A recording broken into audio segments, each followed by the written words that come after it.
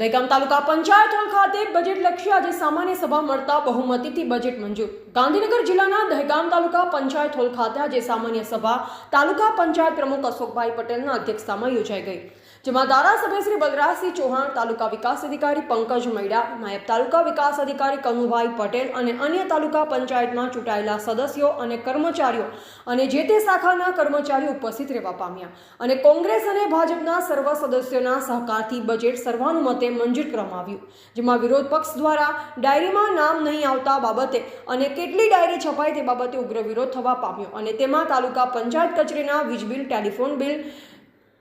કેન્ટીજન્સી ખરીદીના બિલોની બહાલી આપવામાં આવી અને વિરોધ પક્ષ દ્વારા વિવિધ પ્રશ્નની રજૂઆત થવા પામી. દેવકરણના મુવાડા જિલ્લા ડેલિગેટ રાજેન્દ્રસિંહ દ્વારા વિકાસના કામોની ગ્રાન્ટ ફાળવી, જેમાંથી તેમના મત વિસ્તારમાં સારા એવા કામો થવા લાગ્યા હતા, તેમજ પાણીના પ્રશ્નની રજૂઆત થવા પામી, જેમાં ધારાસભ્ય દ્વારા તેનું તાત્કાલિક નિરાકરણ લાવવા માટે રજૂઆત કરી. દહેગામ તાલુકા પંચાયત હોલ ખાતે સામાન્ય સભા મળવા પામી, જેમાં સર્વાનુમતે બજેટ મંજૂર. રિપોર્ટર અગરસિંહ ચૌહાણ, હરસોલી, દહેગામ, ગાંધીનગર.